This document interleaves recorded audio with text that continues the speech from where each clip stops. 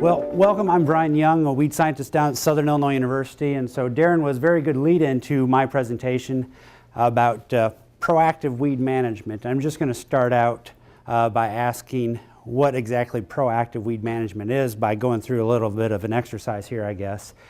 Can anybody tell me what proactive weed management might entail or what it is? You know, because I've told you before. So I'm glad you're being honest. All right, let's go to another example. Who has a truck? You have a truck? I have a car. You have a car. Okay. Do you change oil in your car? No. Next. How about you, sir? Got a truck. Please help me out. We have an outlier that needs to be out of here right now. So you have a truck. Do you change the oil? Yes. Why? Because it needs to be done every so often. Says who? Because the oil wears out. Says who? You can see it. What's going to happen? Oil company says so. Maintenance. The vehicle manufacturer says so. Maintenance. So what's going to happen? What's the worst that can happen? Come on. Really? It blows up. So you're saying you're doing something just in case it might blow up? Preventative. So you do something that's preventative. Has your vehicle ever blown up? No. It's not. Where's the proof? It hasn't happened to you. Not yet. So you're doing something because obviously it happened to somebody else and you heard about it. And it's costing you money. Whoa. You're doing something that's never happened to you, but you're spending money so it doesn't If I happen. didn't do it, it cost me a lot more later. How do you know that?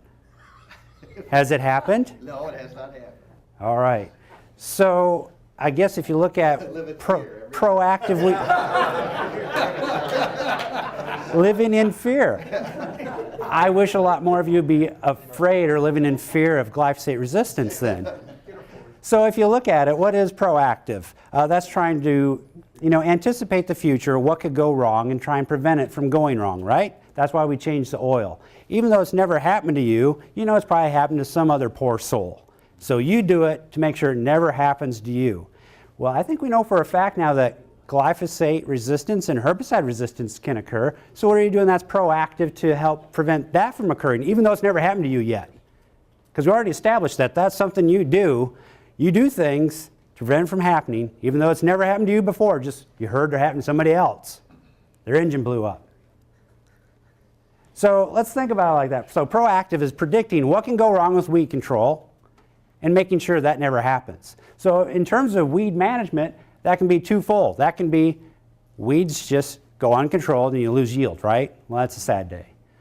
Sometimes things that we do to manage the weeds can also influence yield, like maybe you have herbicide injury and you burnt your beans too much and you might be concerned about yield loss. Or you have a hand weeding crew in there and they chop out, a third of your stand. I've done that myself. So that proactive weed management is making sure you look at the possible areas where you could fail and making sure that doesn't happen.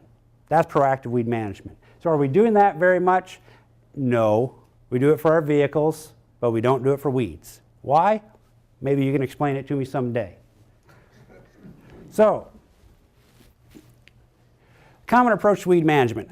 Who out here had a successful weed control program? Doesn't matter how simple or basic and easy it was, I just want to know who had a successful weed management experience last year. All right. Do you plan on changing it for next year? Some, but I'll still use that on some acres. So pretty much keep it the same. And that's kind of how we are. I don't have any reason to change, so I'll just keep on doing what I have been doing. So that's the one tactic I have here. You're hoping for the best outcome, which is it'll be just like last year, right? I was pleased with it. I'm going to do the same thing. I'm hoping for the best. And this is what we want, nice healthy beans. Obviously not enough foliar fertilizer on there to get the big large leaves. But we got good weed control, right? Well, yeah, we're doing pretty good there.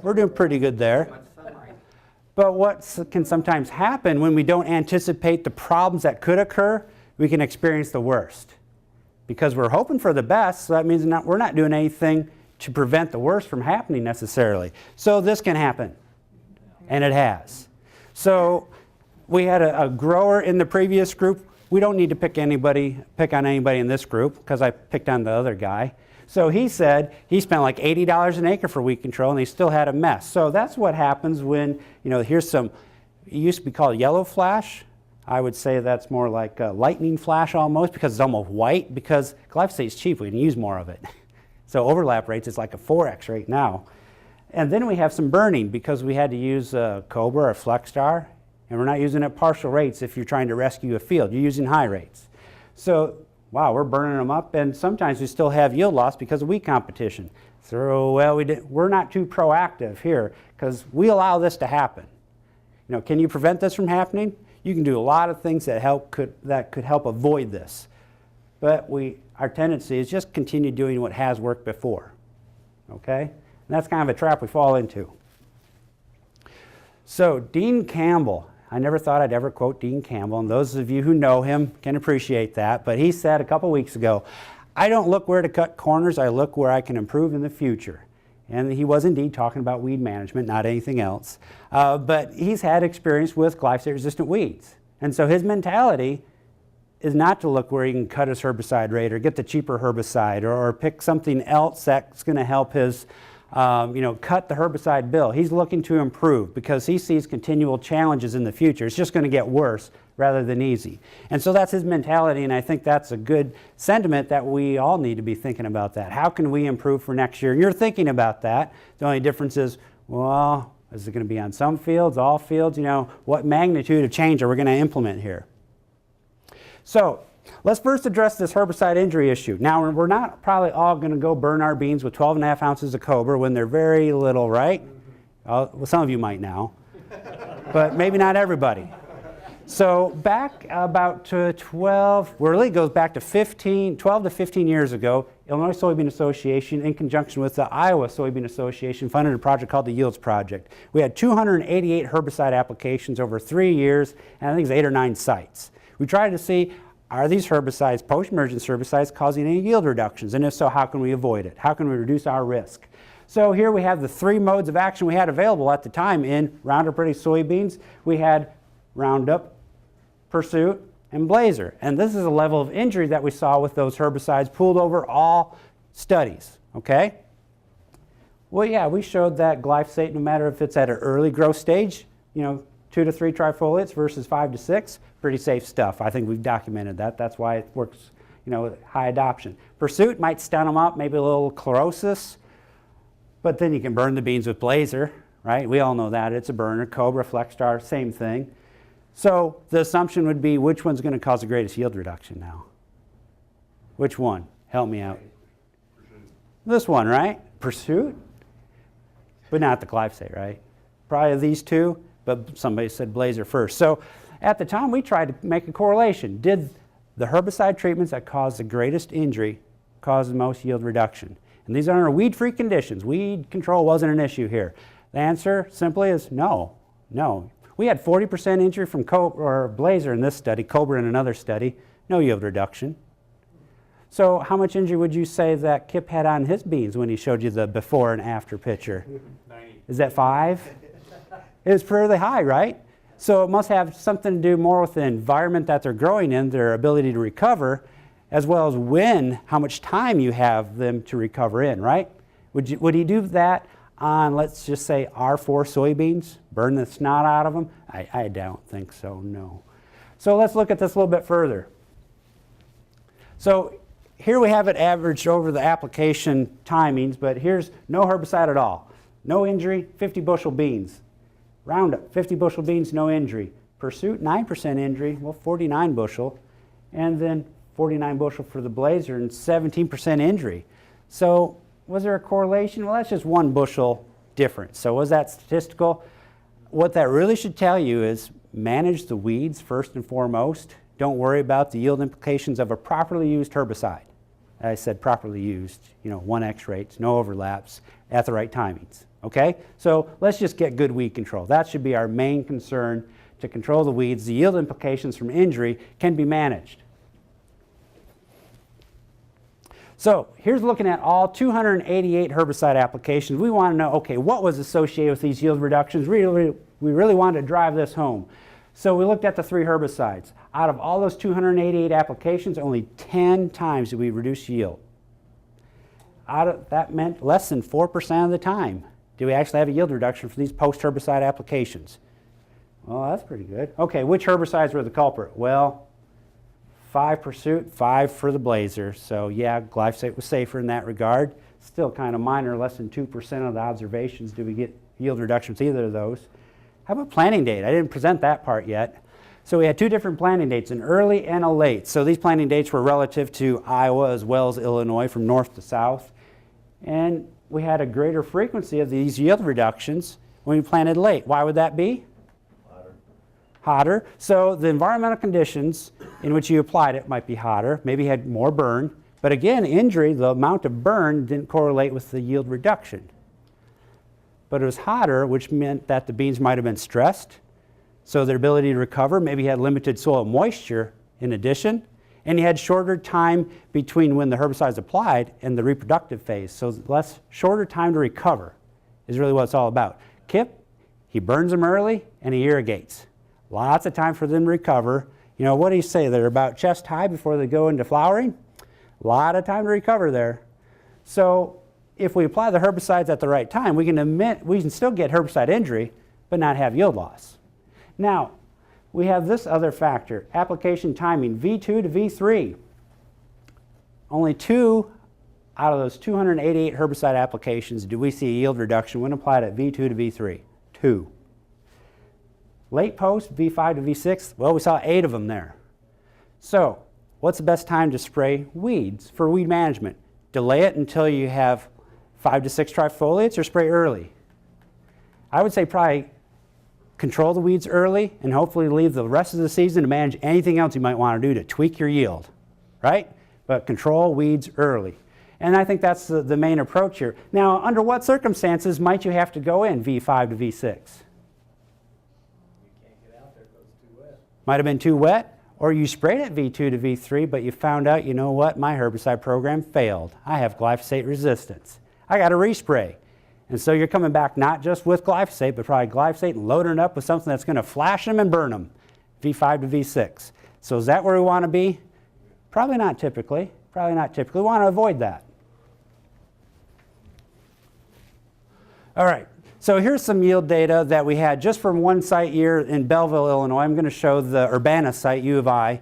But we have glyphosate applied at 2 to 3, 5 to 6 trifoliates, as well as R2 growth stage. And then we have glyphosate alone, glyphosate tank mixed with Cadet, Cobra, Flex Star.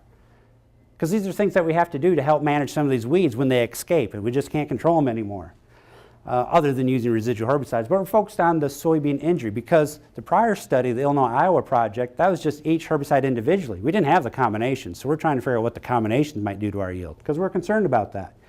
And when we looked at beans planted May 24th, we had 73 bushel beans at Belleville, Illinois this year. Pretty good for May 24th planting.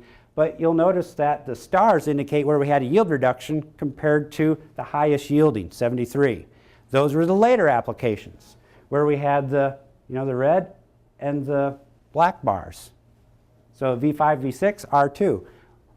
Shorter season. Now, rain kept us out for a longer time than we ever wanted to. We would never want to plant this late, but we had to do the research. I needed another planting date. So we did it, and heck, a lot of things cause yield reductions there in a very short season bean. And that makes sense. Less time to recover.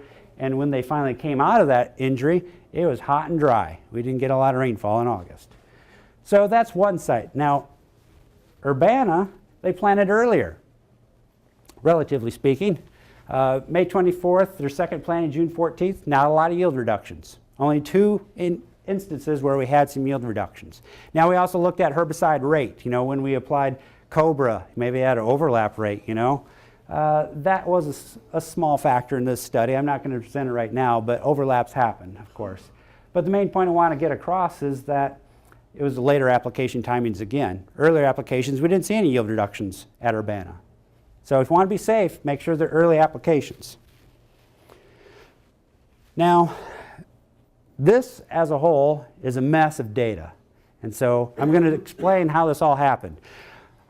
So a few years ago, I heard an awful lot about lowering our seeding rates. We don't need that much to optimize yield. If you have 100,000 final stand, that'll be good enough. That's all you really need. Now, I'm familiar with how that research is done at universities. You make sure that the only factor really being tested is seeding rate. You're going to make sure that disease and insect management, weed management's all perfect. Seed bed preparation's great. So the question that we had is what happens to the proper seeding rate when you mess up on your weed management? So if you're not a good weed manager, should you still be at those lower seeding rates? That's the question we had. And so we had 50, 100,000, 150,000 seeds per acre being planted, and alone glyphosate, and then plus or minus fungicide. Fungicide and insecticide, I'm sorry. So this is foliar fungicide and insecticide applied, so you can make those comparisons. And then we had different weed management tactics. This essentially is weed-free, a pre-herbicide followed by post. Weed removal, just glyphosate at 4 to 6 inch weeds, 8 to 12 and greater than 18 inches, and then the weedy check. So you don't need to digest that all at once because I'm going to help you here. Compared to the highest yielding plot, I went 3 statistical units less than that to look at what was the lowest yielding. What was the lowest yielding? Well, yeah, it was kind of when we went to the real extreme 50,000. But notice that, we had weed management issues here. We're reducing yield, but you get by with 8 to 12 inch weeds in 150,000, and that was yielding better than just 50,000. So seeding rate and weed management do interact. We go 1 statistical unit higher than that. You can see again that to optimize yield, well, it doesn't matter even if you're weed free.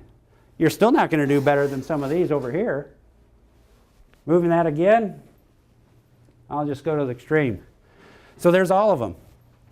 Fungicide, insecticide, yeah, I think we're getting an average of 4 bushel increase across all this if we were to look at it. But the main factor is if you messed up on weed management, you paid a whole lot more over in low seeding rates. Higher seeding rates are a lot more forgiving on your weed management. So if you don't plan on being a good weed manager, stay at the high seeding rates. Don't mess with the lower seeding rates. All right, looking at my time here, and the timekeeper says I'm still okay, 9 minutes or so.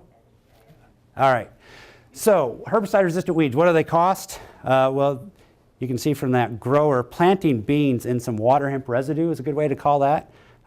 It's costing him something right now. I used to have on here, no additional herbicide cost due to guaranteed weed control programs. A company's going to come save the day. They're going to fix your weed control. We can't really say that anymore because when you have glyphosate-resistant weeds, nobody can really give you a solid guarantee.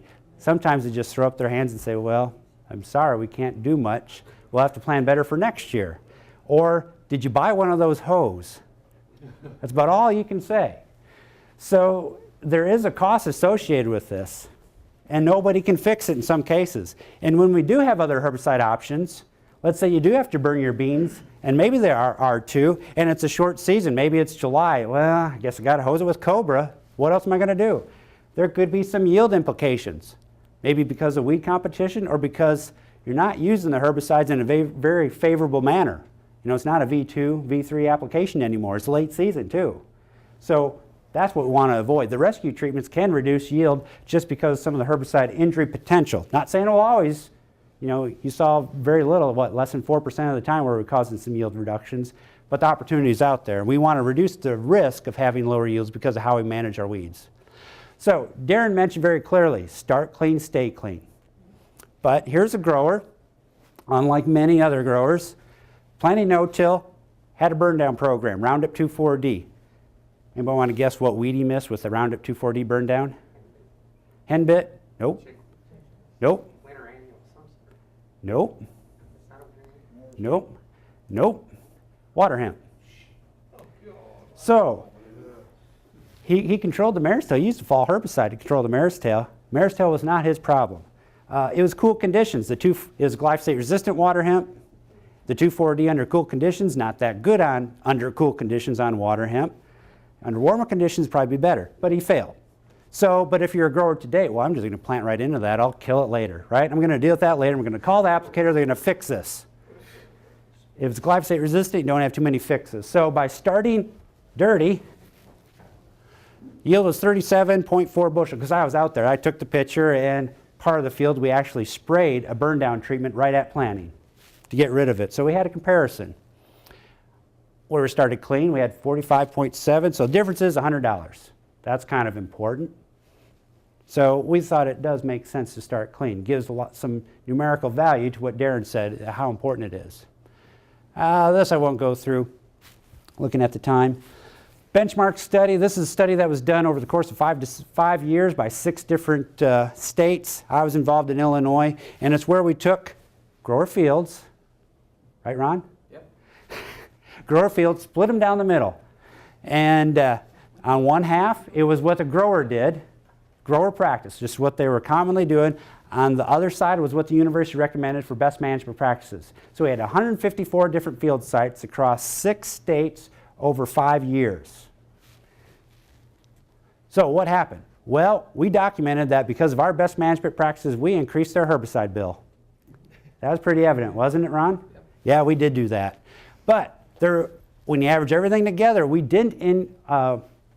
there was no difference in net return, because our yields tended to be a little bit higher. We can't say that they're statistically higher, but numerically at least. Depends on how you want to push the stats. But numerically higher, and you know what? We had better weed control too. So in terms of long-term implications, we did a little bit better. So yeah, we cost you a little bit more that year. But overall, better weed managers and no influence on net returns. So we thought that was a positive result. So just to summarize and making sure I'm on time, I think I am. Planning or hoping for the best. In other words, continuing to do what worked for you previously. Well, that's being optimistic, and like I say, optimism has no place in weed management. It really doesn't, because there's short-term implications as well as long-term risk with herbicide resistance. So being a pest manager, I'm kind of pessimistic. So never give weeds the advantage. Try to predict what could go wrong with your weed control. You know what the challenges are. Try to predict what the challenges are and make sure that that doesn't become an issue for you. What are you going to do? That's proactive weed management. That's changing your oil every 3,000 miles. That's being proactive. Even though it hasn't happened to you, your engine has never blown up, it's still something that you implement as a common maintenance issue. So we need to maintain our weeds, I guess.